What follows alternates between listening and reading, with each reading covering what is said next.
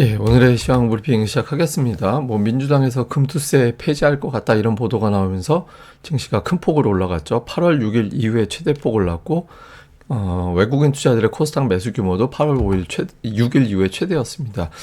그리고 이제 해리스가 약진하고 있다라는 보도가 나오면서 국채금리가 뚝 떨어진 점도 또 증시 그리고 업종에 영향을 주는 그런 주제였고요. 외국인들이 코스닥 시장 8월 6일 이후 최대로 매수 들어오면서 시장을 끌어올리는 개인들이 아니라 이제 외국인 기관이 시장을 끌어올리는 그런 역할을 했고, 2차 전지 해리스 약진한다라는 보도에 올라갔고, 또 중국이 무비자 입국 이런 보도 나오면서 중국 소비 관련된 종목군들이 강세를 보이는 이제 그런 특성을 보였습니다. 근데 오늘 시장 끌어올린 건 누가 뭐래도 금투세 결국 폐지된다라는 보도였죠. 이게 처음에 제목이 금투세에 대해서 찬성한다 이런 식으로 보도가 나와가지고 처음에 시장에 쭉 하고 밀렸다가 이내 그렇지만 이제 폐지하는 게 맞다, 투자자들이 너무 어려움이 있다 이렇게 이제 발언이 나오면서 증시가 쭉 밀고 올라갔고, 장중 내내 이제 상승 기조가 이어져 나갔죠. 주식시장에서는 불확실성이 제거가 됐다. 그리고 이제 해외 쪽 바라보던 투자자들이 국내 쪽으로 눈을 돌리는 그런 계기가 될 수도 있을 것 같다. 그러니까 이렇게 이제 분석이 되면서 코스닥 시장에 아주 강한 매수가 유입되는 이제 그런 계기가 됐고요. 그리고 또 하나는 이제 미국의 대선 이슈인데, 미국 대선에서는 지금 트럼프가 당선되는 거를 당연시 여기는 분위기였잖아요. 근데 제가 최근에는 되게 치열한 것 같다. 그리고 일부 여론조사에서는 해리스가 이길지도 모르겠다 이런 보도들이 나오고 있거든요. 특히 이제 주목한 게 아이오와 쪽에서, 원래 여기는 2020년도 그렇고 2016년 때도 그렇고 트럼프가 아주 넉넉하게 이겼던 지역인데, 조사상으로는 해리스가 이길지도 모르겠다, 그러니까 이런 내용들이 나오고 있다라는 거예요. 그래서 여기서도 해리스가 이긴다면 어쩌면 이번 대선 결과도 해리스가 이기는 거 아닌가? 이렇게 보는 거죠. 물론 이제 아직까지 베팅 사이트라든가 이런 데 보면 트럼프가 이긴다라는 쪽이 조금 더 세긴 해요. 그리고 이제 저도 주변에 저 포함해서 증권가에 있는 분들 서로 의견 나눠보면 해리스 쪽 이긴다고 예상하는 사람은 저 하나밖에 없더라고요. 거의 일방적으로 아직은 트럼프가 이긴다라는 쪽으로 더 많이 실려있긴 합니다. 근데 오늘 어쨌든 주말 사이에 이런 보도가 나오면서 그럼 트럼프가 질지도 모르겠구나. 그러면 이제 금리 빠지겠는데 하면서 이제 금리 떨어지고, 그리고 그러면 2차 전지 쪽 긍정적이겠는데 하면서 이제 2차 전지 관련된 종목군들이 올라가고, 그러니까 이런 식의 어떤 변화를 유발을 했습니다. 또 미국 대선도 일부 좀 증시에 영향을 준 사안이었고요. 어쨌든 이런 결과가 나오면서 주말에 미국 국채금리가 10년물 기준 4.4%까지 올라갔었는데, 오늘 우리 증시 돌아갈 때 4.3%까지 0.1%포인트 떨어졌거든요. 만약에 이제 미국 정규시장 돌아가는 시간대에서 4.2 밑에까지 이제 움직임이 나오게 된다라면 우리 증시는 또 하나의 어떤 긍정적인 신호를 받을 수 있게 되겠죠. 그래서 어쨌든 제가 제일 걱정하는 것 중에 하나가 이제 미국 국채금리인데, 일단 좀 내려오면서 이 점도 시장에는 영향을 줄 것 같습니다. 그리고 이제 개별적으로는 그러니까 중국에서 무비자로 중국 입국하게 해준다 이런 내용들이 나왔잖아요. 그래서 우리나라에서 중국 여행 가는데 좀 활성화될 것이다 이런 기대감이 있었거든요. 근데 사실 저게 비자 받는 게 어려워가지고 중국 여행 못 가고 그런 건 아닌데, 근데 어쨌든 상징적 의미가 있잖아요. 그래서 중국 관련된 여행주라든가 항공주 이런 등등의 종목군들이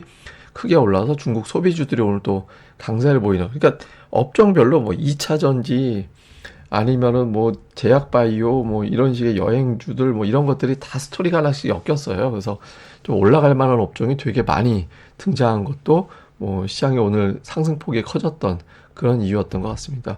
그리고 이제 하이닉스하고 엔비디아 관련된 뉴스 나오면서 하이닉스가 큰 폭으로 올라갔거든요.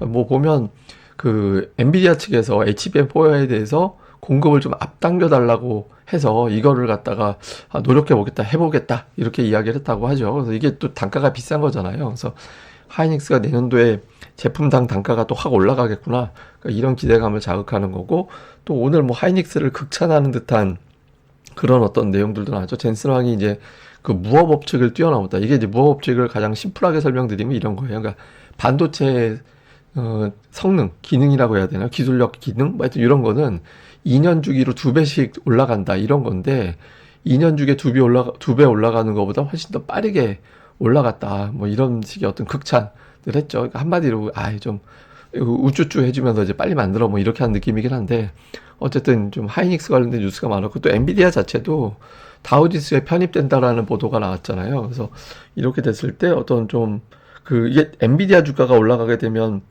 다우지수 자체를 끌어올리는 그런 역할도 할 수 있거든요. 그래서 미증시가 또 괜찮아지려나 뭐 이런 식의 어떤 해석 이런 것들도 이제 시장에서는 또 긍정적인 뉴스를 만들어냈던 것 같습니다. 하여튼 오늘 뭐 갖다 붙이면 다 핑계 올라갈 만한 핑계 낼 수 있는 뉴스가 워낙 많았어요. 예, 특징적으로는 해리스 약진했다라는 보도에 그러니까 2차 전지 급등을 했는데 보시면 참 애매하게도 또 역시 121선에서 맞고 떨어졌죠. 121선 넘어가나 보다 했는데 지난번 저항대였거든요. 근데 이게 해리스가 될지 안 될지 모른다라는 거잖아요. 뭐 제가 뭐 공식적으로 계속 말씀드리니까 이 미국 대선 진짜 모른다. 함부로 예상할 수 없다라는 표현을 계속 드렸습니다만은 이게 뭐 지금 트럼프가 무조건 진다라는 장담도 없기 때문에 저 121선 한 번에 돌파하기에는 확실하게 좀 부담이 되죠. 그리고 엔터주. 그러니까 제가 뭐 오늘 아침인가요? 말씀드릴 때 그 세 개 업종의 대장주가 있다. 그러니까 반도체, 엔터, 예, 그리고 이제 게임주 뭐 이런 어떤 기업들. 근데 이제 엔터 내에서는 YG 엔터가 지난주에 대장주 노릇을 했잖아요. 근데 오늘 그러니까 중국 소비 관련된 이슈까지 좀 겹치면서 JYP를 비롯해 엔터주들이 강하게 올라가는데 역시 이것도 121선에서 막혔죠. 그러니까 한마디로 말 바꾸면 내일 이유가 고비란 얘기입니다.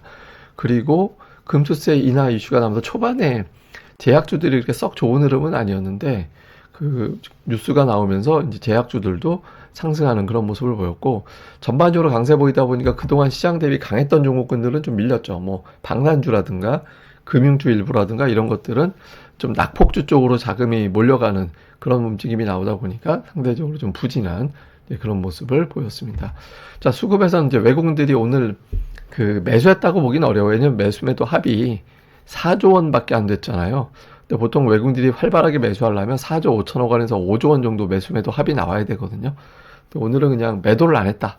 이제 그런 가운데 약간 매수하는 모습을 보였고, 근데 코스닥은 8월 6일 이후에 최대, 8월 6일이 8월 5일 대폭락 이후에 이제 8월 6일부터 반격이 시작됐었잖아요. 그러니까 그때 이후에 이제 최대 규모로 매수 들어왔고, 근데 다만 막판에 선물 매수를 좀 줄였고 개인 투자자들이 콜옵션을 더 늘렸거든요. 그래서 오늘 상승 일단 반짝 상승으로 보고 그 다음에 보자.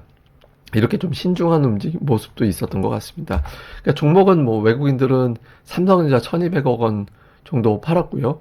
매수는 하이닉스, 네이버 뭐 이런 건데 잘 보면 업종이 중구난방이에요. 그래서 오늘 뭐 매수 쪽에서 특정 업종을 샀다기보다는 그냥 종목 내에서 골라 담는 그런 특성을 보인 게 특징이었고요. 기관 투자자 삼성전자가 순매수 1위네 이렇게 보일 수 있는데 잘 보면 뭐냐면 순서는 좀 바뀌어 있는데 그냥 시가총액 상위 다 담은 거예요. 그러니까 한마디로 그냥 코스피 지수를 샀다.